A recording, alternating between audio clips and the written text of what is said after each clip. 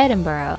Coming from Ireland, I honestly didn't know how much different Edinburgh could possibly be. So we started that discovery with breakfast in the gardener's cottage. This charming restaurant is nestled in the middle of the London Road Gardens, which is a UNESCO World Heritage Site, which is constructed right in the middle of the city. Just a few steps away from urban life, we escaped right into the countryside. It's like something straight out of a storybook. The inside was small, which encouraged communal seating, and their menu was very simple. So I've got the smoked kipper with 2 poached eggs and a little bit of kale on top. It's supposed to be a very smoky, very savory fish. It was packed with flavor, with a smoky flavor infused throughout the fish. Usually, smoked fishes I've had are dry, but this kipper defied those standards. I ordered the mushrooms, brioche, poached egg with hollandaise. This dish seemed so simple. The wild mushrooms looked just like your typical button mushrooms, but the flavor was way more robust. This whole experience was just amazing. I mean, how often do you get to eat inside a cottage? The more we explored Edinburgh, the more I fell in love with the city. You get the best of both worlds, both nature and architecture. It felt laid back, and I felt like they had a strong sense of community. I also found it fascinating that there's numerous Harry Potter shops scattered throughout the city. For our next meal, we chose the World's End Pub. The only reason we chose it is because of the Simon Pegg movie. This beer is good. It's the World's End Ale, which is a Scottish red ale. It's served out of a cask, so that means it's a little bit smoother and a little bit less carbonated. Not many places do it like that. You have no idea how long I've been wanting to try haggis, and the day has finally come. It's been 6 years since this guy that I met in college told me about it, and I was like, I gotta try that stuff. And I didn't think I'd have it in the form of a pie, but I'm sure it'll be just as good. Here goes. It's really creamy because of like the cheese and the mashed potatoes. It doesn't taste very gamey. It's like beef with just a little bit of flavor. It's like there's some spice in there. It's good stuff. And that gravy is really good. It takes this haggis to the next level.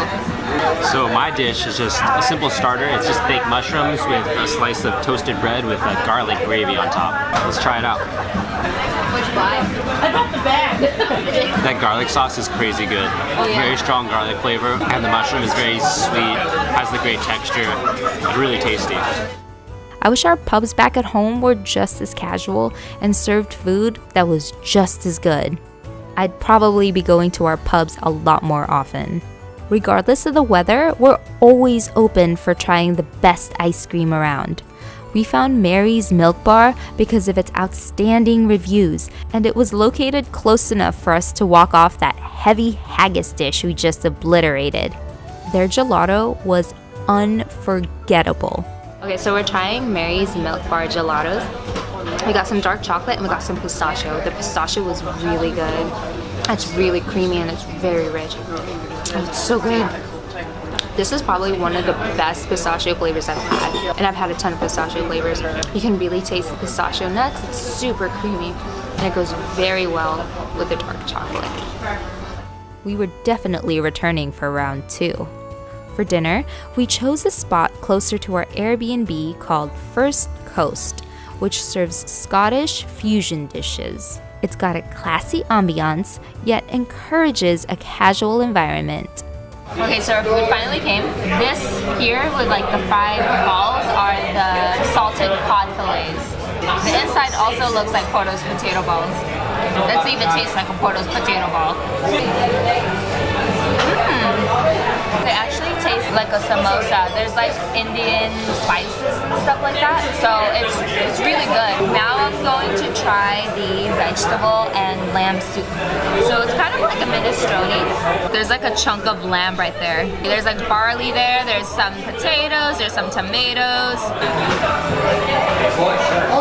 Wow, that's really good.